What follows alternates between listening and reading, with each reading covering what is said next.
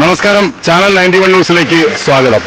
പുതുപ്പാടി ചേർപ്പടി എന്ന ഇടത്തിലാണ് നമ്മളിപ്പോൾ ഉള്ളത്. ഈ സ്ഥലം ഞങ്ങൾക്ക് പരിചിതമല്ല. വാർത്തയെടുക്കുവാൻ മറ്റൊരിടത്തേക്ക് പോകുന്ന വഴിയാണ് ഇങ്ങനെ ഒരു വലിയ അപകട വളവും അപകടകരമായ സാഹചര്യവും ഞങ്ങളുടെ ശ്രദ്ധയിൽപ്പെട്ടത്.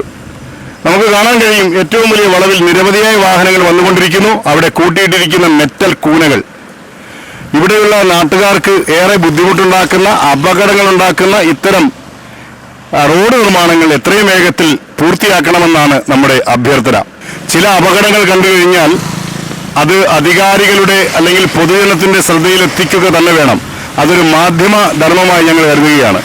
ചേട്ടാ, ഈ റോഡിൽ മുഴുവൻ ഈ മെറ്റൽ കൂനകൾ അല്ലെങ്കിൽ ഇങ്ങനെയുള്ള വാഹനങ്ങൾ, വലിയ വളവുകൾ, ഇത് എത്ര കാലമായി തുടരുന്നു? ഒരു 3 മാസമായി ഈ മിറ്റിലിവിടെ ഇട്ടിട്ട്.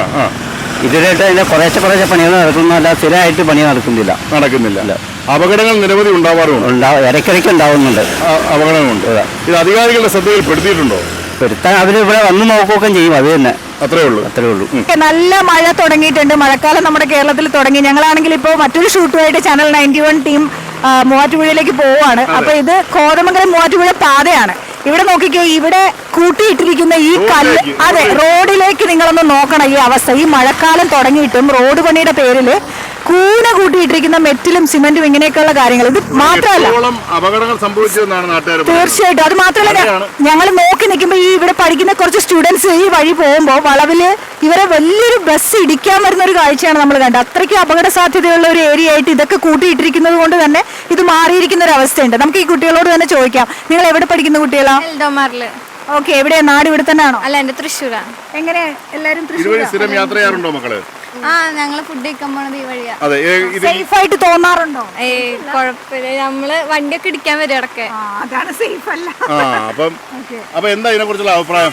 ഇത് മാറേണ്ടതല്ലേ? ഇത് പെട്ടെന്ന് മാറ്റിയാ കൊള്ളായിരുന്നു. പേടിയാണ് റോഡിൽ കൂടെ ഭക്ഷണം കഴിക്കാനൊക്കെ പോകുമ്പോ, അല്ലേ? അധികാരികൾ കാണുന്നു, വിവിധ ഇടങ്ങളിൽ നിന്നും വരുന്ന കുട്ടികൾക്ക് പോലും സഞ്ചരിക്കുവാൻ കഴിയാത്ത വിധം എത്രയോ തിരക്കുള്ള റോഡിൽ ഇങ്ങനെ മെറ്റൽ കൂനകൾ, മണൽ കൂനകൾ, വാഹനങ്ങളൊക്കെയായി മനുഷ്യ ജീവിതം തന്നെ പന്താടുന്ന ഈ അവസ്ഥ അധികാരികൾ കണ്ടില്ലെന്ന് നടിക്കരുത്. ഒരു വഴിയാത്രയിൽ മറ്റൊരു സാമൂഹിക വിഷയം ഷൂട്ട് ചെയ്യാനായി ഞാനും മെലീനയും ജോർജ് ബായ് ഉൾപ്പെടുന്ന ചാനൽ 91 ടീം, ഞങ്ങളുടെ GM ഉൾപ്പെടുന്ന ടീം യാത്ര ചെയ്യുമ്പോഴാണ് ഈ കുട്ടികളുടെ ദുരിതം ഞങ്ങൾ നേരിട്ട് ബോധ്യപ്പെട്ടത്. എത്രയും വേഗം ഇത് അധികാരികൾ പരിഹരിക്കും എന്ന ശുഭ പ്രതീക്ഷയോടുകൂടി തൽക്കാലം വിട പറയുകയാണ്.